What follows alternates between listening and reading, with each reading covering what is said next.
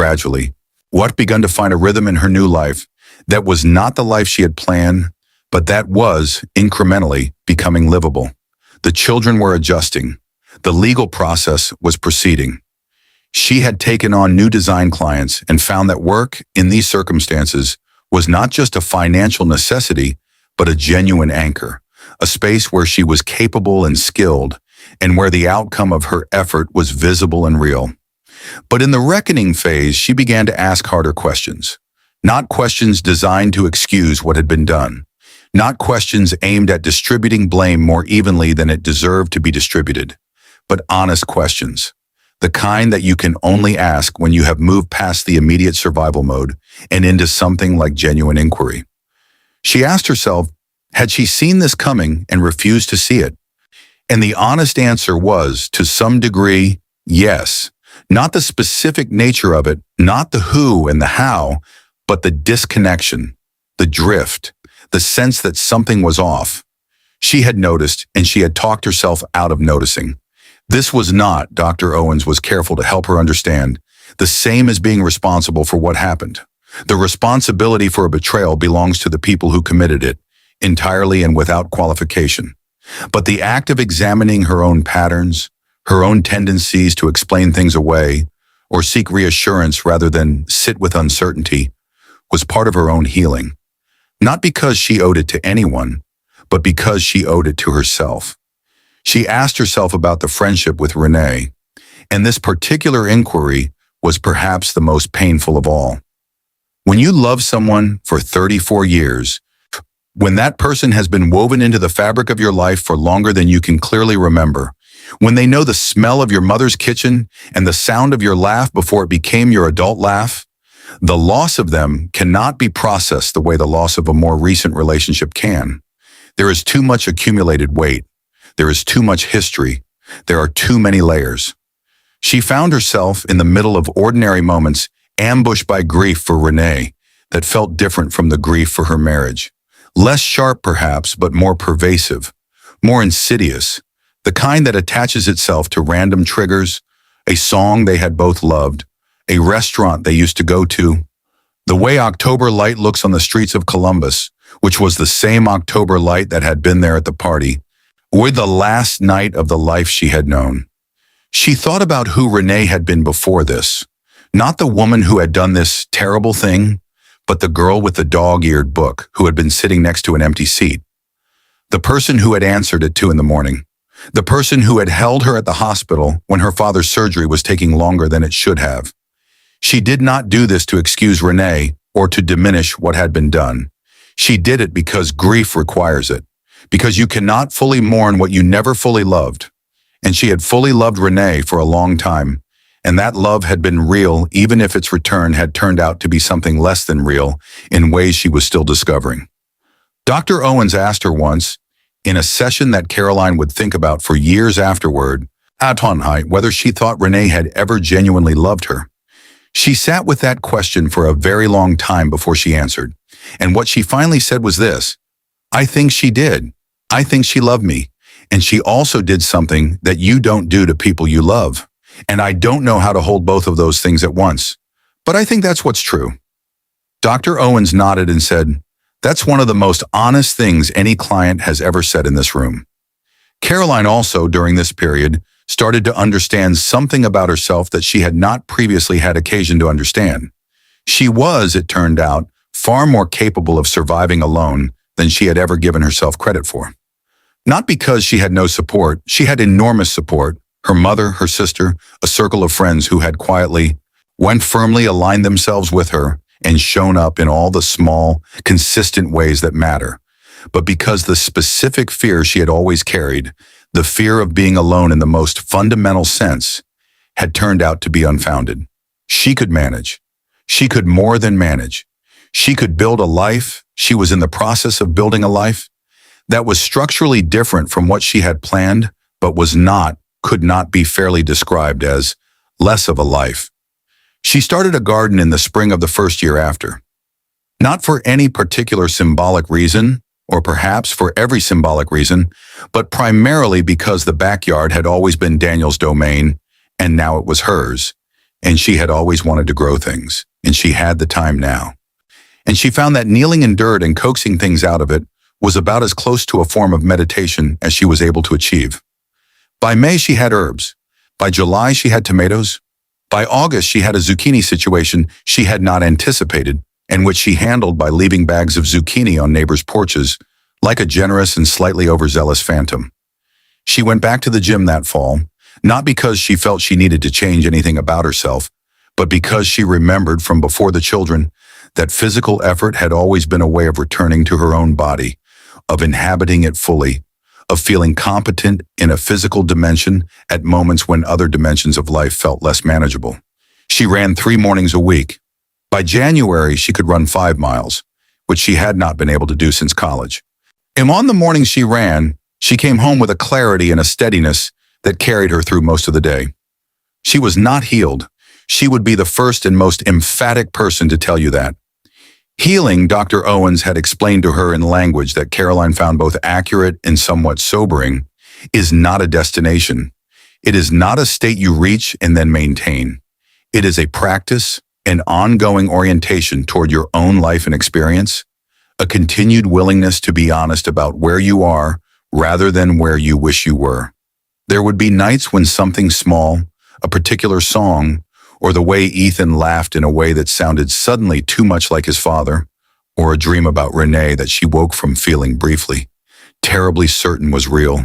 And when the grief came back with a force that felt like it was overturning everything she had rebuilt. But between those nights, there were other nights. Nights when she sat on her porch in the July dark after the children were asleep and heard the crickets and felt the warm, heavy air and felt, if not happy exactly, then something that was moving in that direction. Nights when she finished a design project she was proud of and felt the particular satisfaction of making something with her hands and her mind that was good. Nights when Grace climbed into her lap, even though at 6 she was getting a little large for it, and pressed her face into Caroline's neck and said, "I love you to the moon and back again, Mommy." And Caroline held her and breathed in the smell of her hair and understood, clearly and without ambiguity, that whatever had been taken from her, this had not been taken, this had not been touched, this was intact and real and hers. What happened to Caroline Mitchell is not unusual. This is one of the most important and also one of the most painful things about this kind of story. The particular combination of betrayal she experienced, spouse and best friend simultaneously, is something that happens with a regularity that would astonish most people who have not experienced it, and that is immediately darkly recognizable to those who have. There is an entire language around it, entire communities of people who have lived through exactly this configuration of loss, who describe it in terms that are strikingly consistent across different lives and different circumstances. The specific texture of the grief, which the particular shape of the disorientation, the way it attacks not just your trust in specific people, but your trust in your own perceptions, in your ability to read people, in the reliability of love itself. Research into this type of betrayal, the kind that involves close friendship alongside intimate partnership, suggests that the damage it causes tends to be more prolonged and more resistant to standard healing frameworks than other types of relational loss. This is because the loss is not double in a simple additive sense. It is exponential. The friendship was, for many people in this situation, the primary support system they would have turned to in any other crisis. Its removal at the very moment of maximum vulnerability creates a condition that therapists describe as a kind of freefall, on a loss of both the floor and the ceiling at once. There is also the layer of the social network. When a marriage ends, the shared friendships must be divided or dissolved. This is painful under any circumstances. But when the marriage ends because of a best friend, the social network is not simply divided, it is contaminated. Every shared friendship becomes a potential site of conflict, loyalty, and complicated information. Who knew? Who should have told you? Who chose to say nothing? These questions, when they arise, carry a specific kind of sting because they are not just questions about what people did, but about what they believed your pain was worth. Some of Caroline's friends had known or had suspected. Not many and not for long, but some had seen things or heard things that had landed incompletely in their minds. a fragments of awareness that had not been sufficient to act on or had been suppressed out of a combination of uncertainty and the natural human reluctance to be the person who delivers devastating news. When this came out, as it did eventually, in the way that everything eventually does when the social circle is tight enough, it added a layer to Caroline's grief that she described as a secondary wound. The discovery that the protection she had perhaps imagined her community afforded was more porous than she had believed. She was not angry at these friends ultimately, not in any sustained way. She understood the calculus. She understood that it is genuinely difficult, without clear evidence and with tremendous social stakes, to tell someone that their marriage might be compromised by their best friend. She understood that most people in that situation do nothing, because doing something requires a kind of courage and a tolerance for consequences that most people quite reasonably don't possess. She understood all of this. It didn't stop the secondary wound from being a wound. Understanding why something hurts does not make it stop hurting, but understanding helped her place it in a category of ordinary human fallibility rather than active malice, which made it grievable rather than rageable, which in the long run was better for her. What she was less willing to forgive and more willing to sit with her own refusal to forgive was a certain aspect of Daniel's behavior that she continued to circle around even years later. Not the affair itself. She had, in time, reached a place with the affair where she understood it as a human failing of a particular and serious kind. The kind that destroys things and causes damage that does not fully heal, but not the kind that she needed to continue carrying as a primary narrative of her life. The affair was part of the story. It was not the whole story, and it was not the story she most needed to tell herself. What she found harder was the specific deliberateness of it, the fact that it had not been a single moment of terrible judgment, but an extended period of conscious choice. The fact that he had looked at her during those months, had looked her in the eye in the kitchen during dinners and in the bedroom at night, and had actively sustained a performance of a life while conducting a parallel one. The fact that he had been irritated when she expressed concern, had made her feel as though her own anxiety was the problem, had used her self-doubt as a shield for his deception. That specific dynamic, the way her reasonable perception of something wrong had been weaponized against her own confidence in that perception, was what took the longest to work through, because it went deeper than the affair. It touched something about the relationship between what we know and what we allow ourselves to know, between truth and the social agreements we make to suppress it. Dr. Owens had a phrase for this, which she explained carefully to Caroline over several sessions. She called it the corrosion of epistemic trust. The trust not just in a person, but in your own ability to know what is real. When someone you rely on for reality testing, someone who has been a partner in the ongoing project of making sense of the world, is actively misdirecting your perception of that reality, the damage extends beyond the specific betrayal into the very mechanisms you use to make sense of experience. You start to question not just what happened, but whether you can trust your own reading of events, whether your perceptions are reliable, whether you ever truly know the people you love. This is why betrayal of this kind can be so profoundly destabilizing, even to very strong, very capable people. It is not simply painful. It is disorienting at the level of how a person experiences reality. And recovery from it requires not just the healing of emotional wounds, but the reconstruction of something more fundamental, the restoration of trust in one's own perceptions, even one's own capacity to know and be known. Caroline would spend a long time on this particular work, and she would eventually, in her own time and on her own terms, arrive at something that she did not call forgiveness, not because she lacked the generosity or the willingness, but because she felt that the word forgiveness was being misapplied in the popular understanding of it, being used to mean something close to reconciliation or approval, when what she was actually doing was something different. She was arriving at a place where the past had happened and was not going to unhappen, and she had survived it and had, even in certain ways she could not have anticipated, grown through it, and she did not need it to be different than it was in order to live her life going forward. That is not forgiveness in the conventional sense. It is something older and possibly more powerful. It is the decision to be free. It has now been 4 years since the party in October. 4 years since Caroline set a fork down on a table and said 7 words that changed everything. In those 4 years, she has rebuilt her life in ways that she could not have mapped from the starting point of that November morning when she drove home from her therapist's office and sat in the driveway for 15 minutes before she could get out of the car. Ethan is 13 now.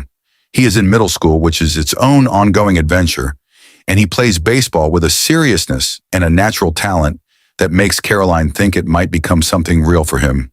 He is, in the way of boys his age, simultaneously very much a child and suddenly and unexpectedly not a child at all. And she watches this transition with the mixture of pride and melancholy that is apparently the universal experience of parents of adolescence. He is, she says, a good kid, fundamentally, foundationally good, in a way that makes everything else manageable. Grace is 10. She is fierce and funny and reads at a level that consistently astonishes her teachers. She has a best friend named Abby who is her absolute co-conspirator in everything. And watching Grace operate in the world with the specific confidence and loyalty that characterizes her friendships makes Caroline simultaneously grateful and, on certain days, quietly, privately emotional, because it reminds her of something she had once and no longer has. But that is a grief she has made her peace with. Not a resolved grief, not a closed grief, but a carried grief, which is different.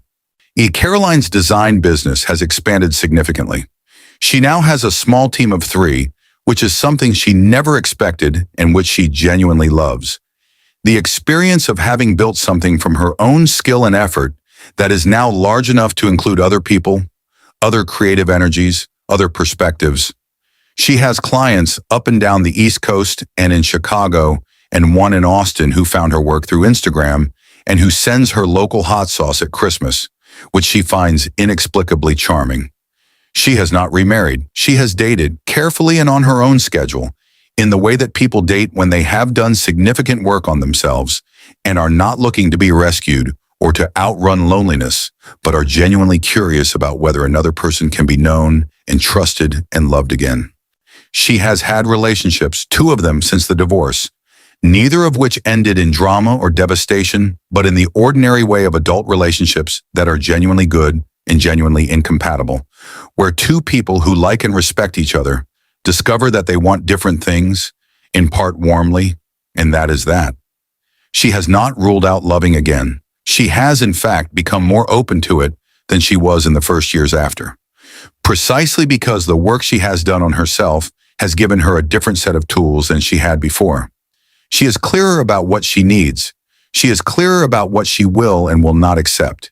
She has, in the language of people who have survived serious betrayal and done the work of genuine recovery, where he developed a kind of relational wisdom that only comes through having been through something and having chosen to learn from it rather than simply survive it.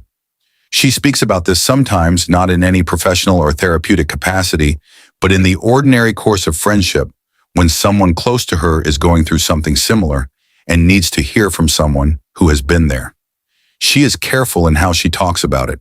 She does not minimize what happened or what it cost. She does not offer false assurance that everything will be fine, because she knows better than most that the cost of a betrayal like this is real and permanent and changes the shape of a person in ways that do not fully reverse. But she also does not perform a bitterness she no longer feels. Because she thinks that performing bitterness when you have actually moved past it is its own form of dishonesty, and honesty is something she has come to value above almost everything else. About Renee, she says almost nothing to most people. The friendship ended. That is the entire public statement. What she carries privately is more complex and more layered and belongs to her alone, except in the context of her sessions with Dr. Owens, where she has permission to be as complex and as layered as she actually is.